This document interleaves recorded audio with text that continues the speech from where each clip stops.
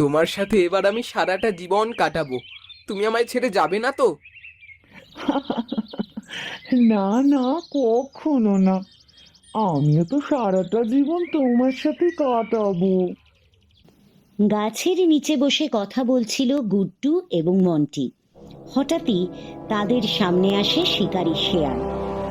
দুদিন ধরে কিছু খাইনি, আজকে একেবারে জোড়া শিকার পেয়েছি। আজকে ভোজনটা ভালোই হবে। পালা রে পালা, না হলে এই শেয়ালের পেটে যেতে হবে। ছোট ছোট সবাই ছোট, পালিয়ে যা সব। চাচা, আপন প্রাণ বাঁচা। এটা তোর জীবন সঙ্গী, বিপদের সময় ছেড়ে চলে গেল। কিরকম জীবন সঙ্গী বেঁচেছিস রে? তোকে দেখেও আমার মায়া লাগছে, আর মায়া বাড়িয়ে লাভ নেই, তোকে খেয়ে ফেলি। সত্যি আমার নিজের প্রতি ঘৃণা চলে এসেছে। আমি আমার মাকে ছেড়ে দিয়ে এর সাথে এলাম। নিশ্চয়ই মা খুব কষ্ট পাচ্ছে।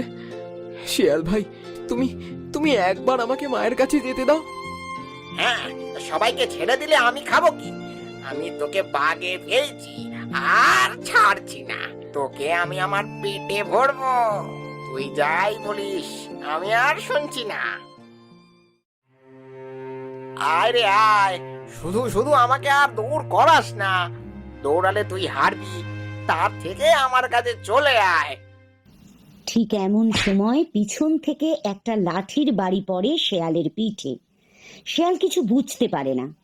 শেয়াল ঘুরে দাঁড়াতেই দেখে হাঁস মুরগি সব একসাথে মিলেমিশে গেছে। তুই আমাকে লাঠির বাড়ি মারবি? আজকে তো তোরা সকলে মরবি, এক এককে ধরে মারবো। আয় না দেখি কে কাকে মারে, আমিও দেখছি। আমার সন্তানকে খেতে যাচ্ছিলিস তাই তো? বন্ধুরা, সকলে মিলে মারো।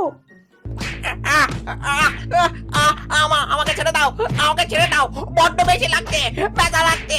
আমাকে ছেড়ে দাও, আমাকে ছেড়ে দাও, ক্ষমা করে দাও, ক্ষমা করে দাও। আমার ডিমগুলো খাবার সময় মনে ছিল না? আমার একটা ছানাকে ধরে নিয়ে গিয়েছিলিস, সেটা মনে নেই? আবার এই ছানাটার পেছনে পড়েছিস। আজকে আর তোর নিস্তার নেই। বদমাস শেয়াল যা হোক তা হোক করে সেখান থেকে বেরিয়ে ছুট দেয়, আর কোথাও থামে না। মা, আমাকে ক্ষমা করে দাও। আমি অনেক বড় ভুল করে ফেলেছি। যে আমাকে জন্ম দিয়েছে, আমি তাকে ছেড়ে চলে আসছিলাম। আমায় আমায় ক্ষমা করে দাও মা।